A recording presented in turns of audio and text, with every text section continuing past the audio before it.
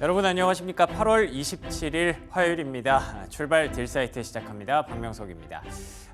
산 넘어 산이네요. 뭔가 큰 산을 하나 넘었다고 생각을 했죠. 지난주에 있었던 잭슨홀 미팅에서 파월 연준 의장이 시장에 우호적인 발언들을 쏟아내면서 시장에 하나의 레벨업을 또 하는 듯 했습니다만 여전히 큰 산 하나가 남아있는 게 사실이었습니다. 시장이 이제는 엔비디아 실적에 관심을 크게 갖고 있고요. 관심을 넘어서 걱정을 넘어서 좀 매몰되는 느낌이 없지 않아 있습니다. 그래서 엔비디아를 비롯한 AI 관련주들의 변동성이 이번 주 초반부터 이렇게 확대가 되고 있는 모습인데요. 그러면 그 안에서 어떤 포인트들을 잡아내고 어떤 섹터로 조금은 대체가 필요할지 고민해 보도록 하겠습니다. 브리핑 뉴욕 시작합니다. 일단 간밤에 뉴욕 증시 3대 지수 확인해 보시면요. 의외로 또 다우는 올랐습니다. 0.16% 상승하면서 사상 최고치로 마감을 했고요. 사상 최고치 목전에서 나스닥과 S&P 500 지수가 좀 흘러내렸다라고 보시면 될 것 같은데요. 나스닥은 0.8% 그리고 S&P 500 지수는 0.32%의 낙폭을 기록했습니다. 일단 엔비디아가 2.25% 하락했고요. 슈퍼마이크로 컴퓨터가 8% 급락했습니다. 슈퍼마이크로 컴퓨터에 어떤 특별한 일이 있었던 건 아니고요. 엔비디아 실적 발표가 이제 이틀 앞으로 다가왔기 때문에 이를 두고 엔비디아를 비롯한 슈퍼마이크로 컴퓨터, 브로드컴, 마이크론 테크놀로지, 반도체, AI 섹터가 일제히 하락하는 과정에서 아무래도 조금은 신뢰도가 약하고 그리고 변동성도 조금 더 큰 이런 중소형주들이 더 크게 움직였다라고 보시면 될 것 같습니다. 이외에 테슬라도 3%가량 빠지면서 아마 서학개미 분들은 조금은 계좌 타격이 있지 않았을까라는 생각이 드는데요. 그럼에도 불구하고 애플 잘 버텨냈습니다. 9월 9일 It's Glow Time이라는 문구를 발표하면서 신제품 발표를 암시했는데요. 이 덕분인지 아니면 애플이 약간은 좀 피난처가 되고 있는 것인지 이런 탑다운 관점 그리고 바텀업 관점의 얘기들 쭉 묶어서 오늘 브리핑 뉴욕 한번 출발해 보도록 하겠습니다. 자, 첫 번째 체크 포인트는요. 역시나 계속해서 말씀드린 것처럼 엔비디아 그리고 AI 관련주들 얘기를 할 수밖에 없을 것 같습니다. 뱅크 오브 아메리카에서 이런 표현을 했네요. 엔비디아의 어닝, 그러니까 엔비디아 실적 발표가 언더프라이스드 리스크, 지금 과소평가된 리스크다라고 얘기를 했습니다. 이게 쉽게 말하면 그런 거예요. 엔비디아 실적에 대해서 시장의 기대치가 너무 높다라는 거죠. 8월에 사실 부침이 좀 있었잖아요. 그러면서 엔비디아도 많이 $100 아래쪽까지 내려오는 그런 모습이 있었는데 그 이후에는 다시 다 지금 $130 근처까지 채워놨던 것에서 이거 너무 조금 과하게 좀 달려왔다라는 걱정들이 자라나기 시작했다고 보면 되는 거죠. 그리고 그 포인트를 지적하더라고요. 다들 지금 너무 엔비디아만 보고 있기 때문에 엔비디아가 무너졌을 때 시장의 파장이 더 커질 수 있는 거죠. 그러니까 잘 주목하지 않던 종목, 그런 종목이 실적 발표되고 주가 급등락하는 거는 그냥 그날의 하루의 이슈일 뿐이잖아요. 그런데 만약에 엔비디아가 우리의 기대치를 맞춰주지 못한다면 그건 시장의 하락이 올 수 있다라는 점에서 언더프라이스드 리스크라고 표현을 했고요. 다음 장 넘겨주시면 모건 스탠리에서도 비슷한 부분을 좀 지적을 합니다. 모건 스탠리의 제목을 보시면 글로벌 테크의 다운턴, 그러니까 내년부터는 글로벌 기술주들의 다운턴, 둔화가 불가피하다라고 보고 있습니다. Near certainty, 그러니까 거의 확실시되고 있다라고 얘기를 하고 있는 거고요. 이에 대해서 AI가 영원한 건 절대 없어라고 표현을 한 게 실제로 여기 표현에 나와 있습니다.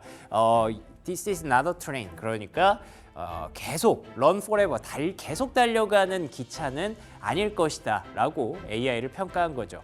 지금 우리가 생각하는 부분은 뭔가 계속 달려갈 것 같잖아요. 왜냐하면 없었던 게 생기는 거니까. AI라는 건 세상에 없었던 거고 지금부터 생기기 시작했으니까 AI의 산업화를 만들기 위해서 계속 영원히 반도체 칩을 구매할 것 같고 빅테크 기업들이 그 부분들을 계속 더 발전시킬 것 같지만 지금 그 생각을 하면 조금 과신이 될 수 있다는 거죠. 맹신이 될 수 있다는 거고, 그래서 모건 스탠리가 지금까지의 본인들의 투자 사이클을 감안했을 때 보통 이 정도 됐을 때는 오버페잉하는 건 좋지 않다라고 표현을 합니다. 그러니까 뭐 물론 AI 사이클이 여기서 끝났고 여기서 이제 고점이다라는 부분은 아니지만 이 정도까지 과열이 됐을 때는 그때부터는 추가로 AI를 사기보다는 다른 종목들을 보는 게 조금 더 낫다라는 측면에서 얘기를 하는 겁니다. AI가 요만큼 올라온 상황에서 뭐 더 갈 수는 있겠죠. 그런데 여기서 이 정도 올라가는 걸 바라는 것보다는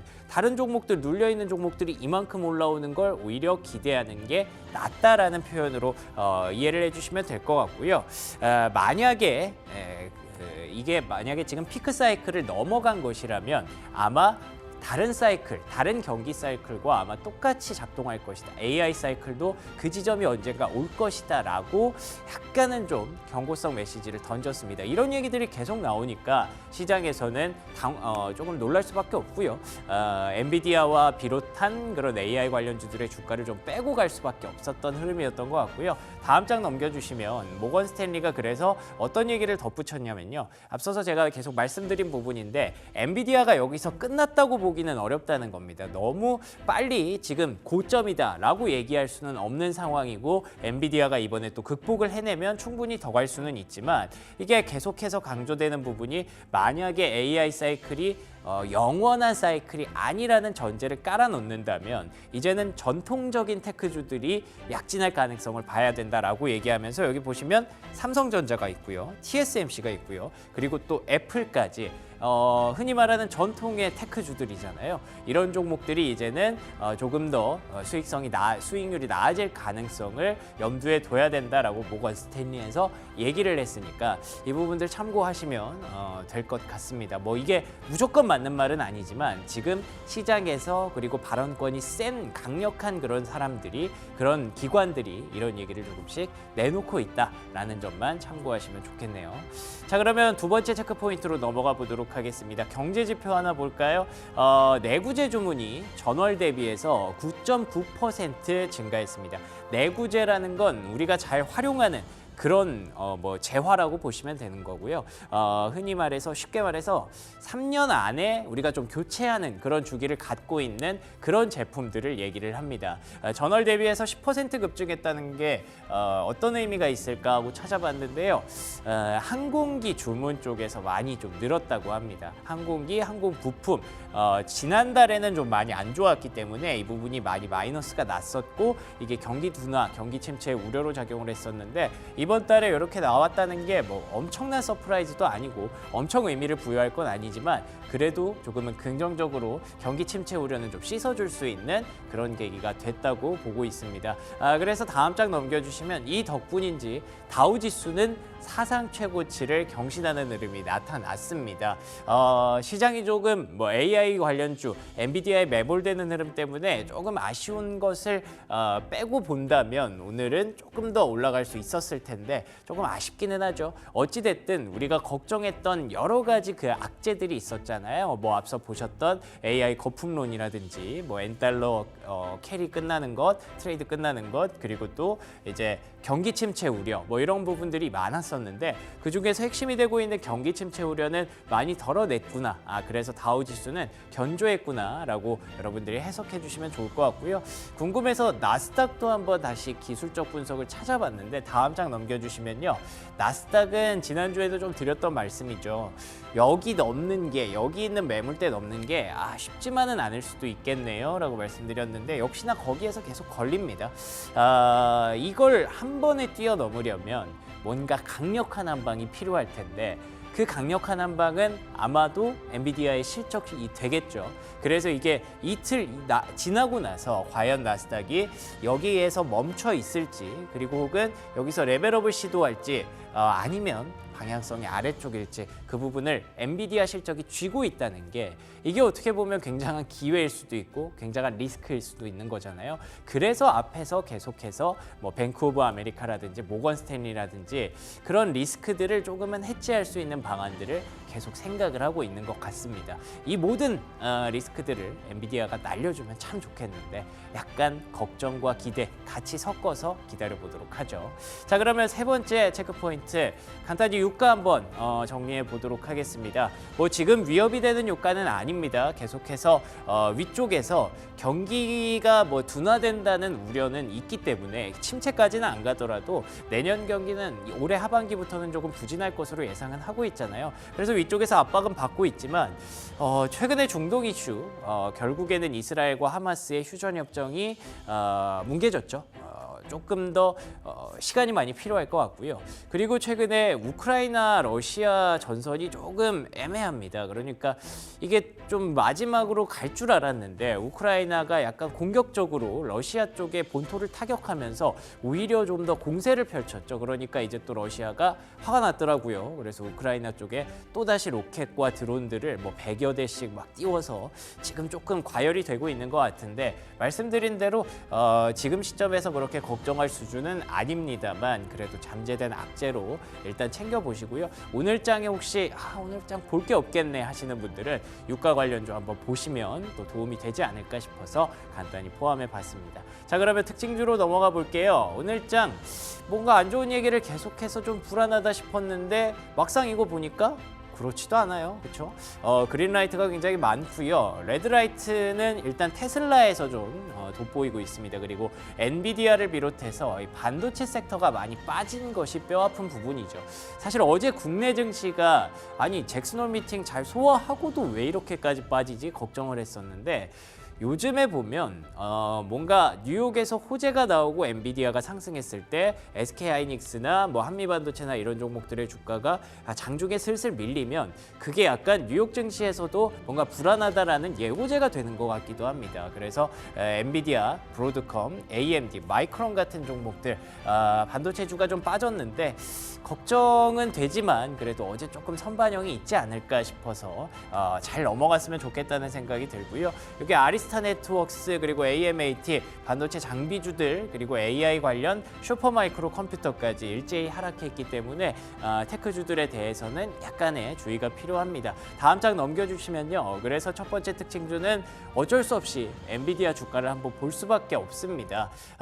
엔비디아가 말씀드린 것처럼 $100를 하회했다가 $130 부근까지 좀 왔죠. 이 부분이 어떻게 보면 부담이고요. 어떻게 보면 기대감일 수 있는 거죠. 그러니까 실적에 대한 기대감이 여전히 살아있다는 점에서 많이 반등한 걸 칭찬해 줄 수도 있지만 여기까지 올라오면 이제부터는 다음 레벨업까지 뭔가 큰 재료가 하나 필요하다는 점에서 걱정이 될 수도 있는 거죠. 근데 개인적으로 생각하는 부분은 이렇게 실적 발표 이전에 조금 흔들리는 게 나쁘지는 않다고 봅니다. 오히려 이게 결국에는 주가가 기대감이잖아요. 기대감과 심리인데 지금 좀 불안하고 있다가 약간 기대를 꺾었다가 기대감을 넘는 부분이 낫지 너무 기대했다가 거기서 아이고 큰일 났네 이렇게 하면 더 크게 빠질 수 있기 때문에 일단 오늘과 내일까지 좀 보시고요. 목요일 아침에 엔비디아의 실적 발표 모두의 기추가 주목될 것 같습니다. 자, 두 번째 특징주 한번 볼까요? 두 번째 특징주로는 핀더도 한번 가져와 봤습니다. 이게 중국의 IT 기업이죠. 그런데 우리가 이제 잘 아는 그 테무라는 곳에 모회사라고 보시면 됩니다. 테무 열풍이 있어서 저는 뭐 핀도도의 실적도 좀 좋겠구나 생각을 했는데 이게 폭락을 했어요. 30%까지 폭락을 했고 지금도 여전히 경쟁을 좀 걱정하고 있다고 합니다. 테무같이 잘 나가는 기업도 경쟁을 걱정해야 된다는데 뭐 저도 좀 더 열심히 살아야겠다라는 생각을 했고요. 뭐 아무튼 IT 플랫폼 AI 이쪽은 오늘 약간은 조금 투자 심리가 좀 둔화될 가능성 핀도도를 통해서 확인할 수 있었네요. 자, 마지막 실적주 하나 볼게요. 마지막 실적주는 애플입니다. 여기 보시면 It's Glow Time이라는 문구를 더했는데요. 이게 해석을 해보니까 뭐 환하게 빛날 시간, 환하게 불타오를 시간이라는 뜻이라고 하더라고요. 9월 9일로 정했습니다. 보통 애플이 이제 가을에 신제품 발표회를 진행을 하는데 9월 9일 다음 주? 다다음 주인가요? 네, 다다음 주인 것 같은데 어느덧 가을이 됐다는 게 참 신기하기도 하네요. 그래서 어쨌든 애플의 신제품뿐만 아니라 iOS 18번째 iOS가 발표되고요. 거기에 AI가 아마 녹아들 것으로 예상이 되는데 애플의 실적 발표가 다음 달에 어떤 중요한 또 체크 포인트가 될 것 같아서 여러분의 캘린더에 꼭 넣어두시기 바랍니다. 여기까지 브리핑 뉴욕이었고요. 조은중 캐스터와 함께 시황 브리핑 이어갑니다. 간밤 글로벌 시장 살펴보도록 하겠습니다. 원달러 환율은 제롬 파월 의장이 금리 인하를 시사하는 발언 이후에 그 여파가 이어지고 있는데요. 1,325원에 개장하고 이 장중 1,319원까지 하락하면서 원화 강세 이어갔습니다. 미국의 내구재 수주 지표 발표가 호조로 나왔지만요. 야간 거래에서 소폭 상승할 뿐 큰 변화는 보이지 않았는데요. 전 거래일보다 1.8원 오른 1,329원에 거래에 마쳤습니다. 이 달러화는 대부분의 통화에 비해서 강세 보였는데 가팔은 약세 보였던 달러와 같이 하락에 있어서 일단은 멈춘 모습이고요. 달러 인덱스 다시금 100선 후반대로 반등하면서 회복세 보였습니다. 다만 엔화 대비로는 달러화가 약세 보였다는 점 함께 체크해 보시면 좋을 것 같고요. 10년물 국채금리 보시면요. 오후 들어 소폭 상승하면서 강보합권에 거래 마쳤습니다. 이 오는 9월 금리 인하가 기정사실화되면서 그 인하의 폭에 더 주목받고 있는데 만약 경기 침체 가능성이 커진다면 B컷을 단행할 수 있겠지만 고용시장에서의 정말 급속한 냉각을 보이지 않는 한 25bp 인하를 채택할 것으로 시장은 분석하고 있습니다. 이어서 원유도 함께 보시면요. 3% 정도 급등하면서 77달러에 거래됐습니다. 이 중동의 긴장감 고조와 함께 리비아 동부에 본부를 둔 정부가 모든 유전의 폐쇄를 발표했고요. 생산과 수출을 중단하겠다고 했는데요. 이 불특정 시위와 압력을 이유로 밝혔습니다. 또 다른 NOC 자회사인 리비아의 시르테 석유회사에서도 부분적인 생산량 감축을 발표했는데 이렇게 석유 시장에서는 리비아에서 석유 생산의 추가 감소가 이어진다면 생산량 현재 하루 100만 배럴이 0으로 떨어질 수 있다고 위험을 경고했습니다. 다만 천연가스는 5거래 연속 하락하면서 다른 모습 보이고 있다는 점 함께 주목해 보시고요. 이어서 금속 선물도 한번 살펴보시겠습니다. 중동 정세 불안감과 곧 있을 엔비디아의 실적 발표에 대한 경계감 또 국채금리 반등과 함께 뉴욕 증시가 혼조세로 마무리됐는데요. 안전자산인 금속 선물은 모두 상승했습니다.